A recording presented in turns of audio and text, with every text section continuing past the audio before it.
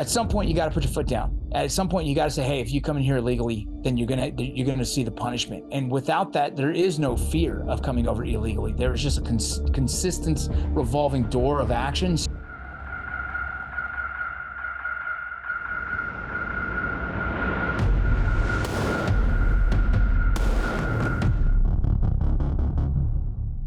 A new bill would make failure to yield to a Border Patrol agent a serious felony and exempt immigrants from ever being admitted to the U.S.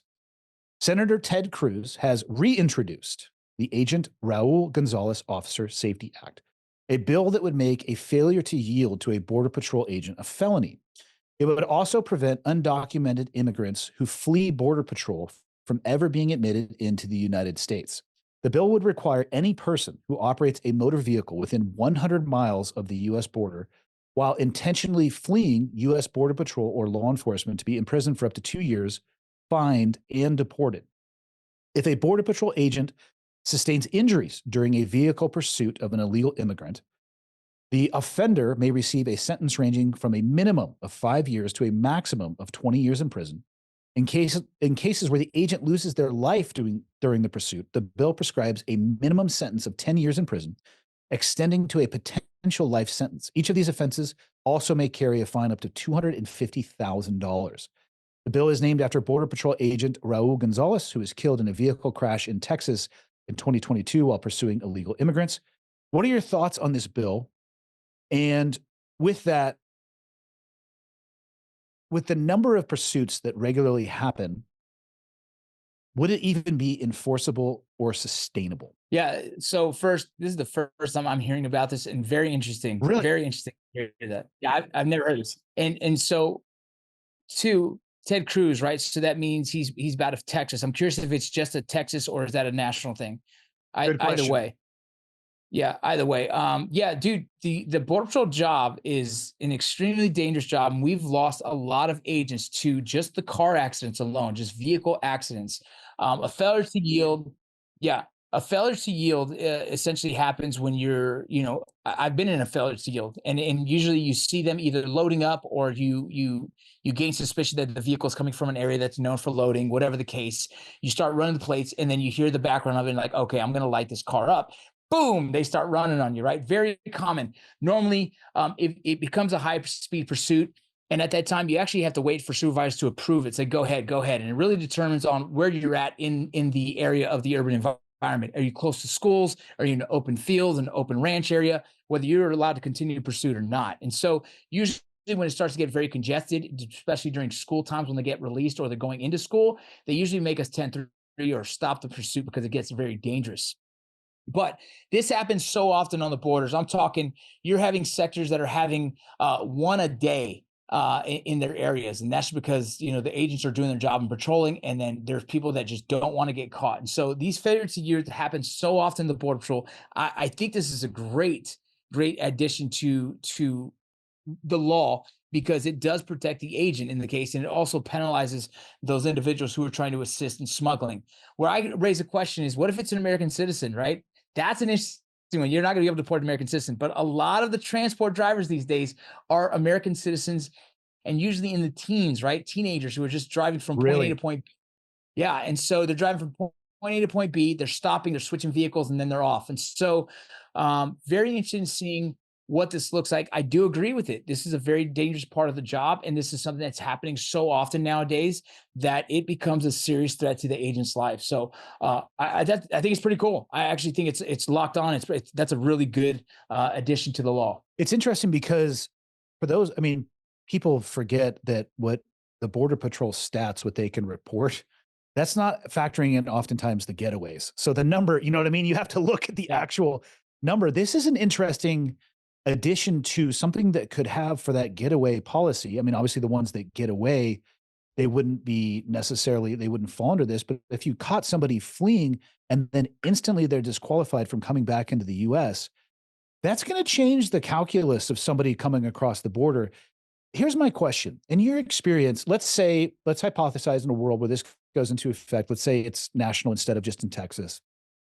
How quickly would news of this make it back to the people that are smuggling those across the border? How quick is information making it there? Because they're going to have to figure out a way to deal with this. Yeah. We talked about it in Change Agents once, and I said it is the fastest dissemination of information I've ever seen in my entire life. It's the fastest Joe network you'll ever see. Are you saying they're going to forward this episode to their friends? Yeah, exactly. They're watching. Yeah, they're watching. The truth is that the cartel doesn't care about that. That doesn't affect the cartel. That's a downstream issue for them. Yeah, exactly. They don't care. It's the individuals who are going to be coming across that have to make a determination if they're willing to do this or not. It will scare them a little bit, but that's where the cartel will say, hey, don't worry. We have this in order, this plan in action. But this is interesting because during my time, we had an operation called Streamline same thing. So if you attempt to come to the country illegally, you broke the law. If it is documented that you've broken the law, at that point, if you try to do it legally, it would take probably 5 years to 10 years to 20 years for them to even allow it, because you've already shown that you have a character that is willing to break the law.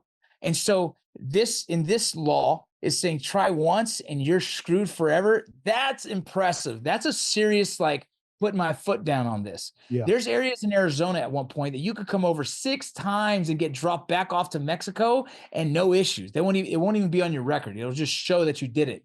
So being able to enforce this, I think, is very important. I think this creates a deterrence. Absolutely. And I think I don't see any wrong side of this at all, because at some point you got to put your foot down. At some point you got to say, hey, if you come in here illegally, then you're going to see the punishment. And without that, there is no fear of coming over illegally. There's just a consistent revolving door of action. So I think it's important. It is unfortunate for those who've been manipulated into using the system. But at the same time, I don't think it's going to take a lot of people to actually get this punishment for it to it's going to take a few people and they're going to be like, hold up. This is crazy. You'll lose every opportunity ever coming back into America. Well, and it has downstream effects too. I mean, I would imagine, correct me if I'm wrong, but let's say something like this goes into effect. You're going to capture biometrics on individuals. You're going to probably at least photograph at a very minimum fingerprint. Say in the days where you could try 6 times, like you said, and it wouldn't be on your record, they know this exists, but they're like, screw it. I'm going to try it again. Maybe they are able to illegally get into the country, but if they ever interface with an organization that pulls their fingerprints, or, you know what I mean? Or whatever, it's going to be difficult for them to interface into an above board system. Because if they brush up with law enforcement at all, or any level of identification database, dude, we got your shit, and guess what? You're going to get deported. Whereas right now, I don't know if that system exists. I mean, for people, they can kind of just disappear into the system. Yeah, well, the system does exist. It was the fact that the administration handcuffed our ICE agents to do anything further. So normally, if you're living in a city of Dallas, and you're an illegal immigrant that gets pulled over for a DUI, during the last 4 years of the administration, nothing would happen other than just the legal aspect of the DUI. They wouldn't even get into the immigration side of things because it wasn't significant enough at the time. Now, ICE will be contacted immediately. And once you've done your DUI time, once you get out of jail, you're probably going straight to get deported next. You know what I mean? So there is the communication that happens. At one point, ICE wasn't even allowed to do it. Now it's a completely different game. It's back to the old ways of if you're identified as an illegal immigrant, well, then you're going to get deported, especially if you're breaking the law. And the other side, like I said earlier, is that if you're a low driver and you're an American citizen, this is going to be interesting, right? I'm curious to see what penalties they do. It was talking some serious penalties from 5 years to 20 years is what it said on when you read that off. Yeah. So you see here, if a Border Patrol agent sustains an injury during the pursuit, a minimum of 5, maximum of 20. If they lose their life, minimum of 10, potential maximum of life with a fine of up to $250,000. Yeah, that's going to be interesting because I think that's going to have an effect on the people, the human smugglers on our side of the globe, essentially the American citizens. It's going to probably deter them more to just not run. But I imagine it might make them run even more because they know the consequences of it. So I'm curious to see.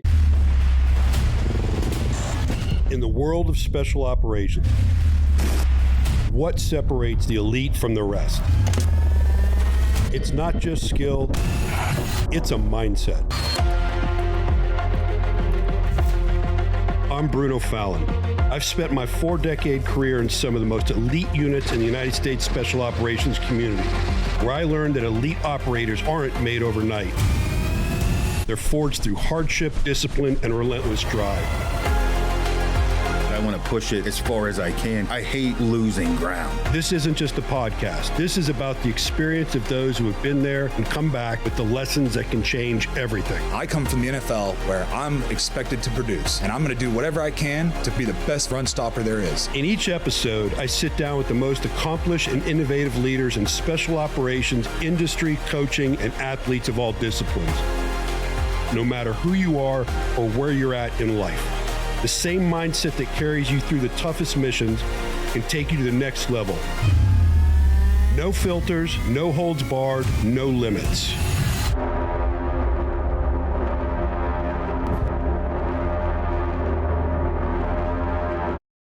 Think about this. I'm thinking out loud here. So they just designated the cartels foreign terrorist organizations.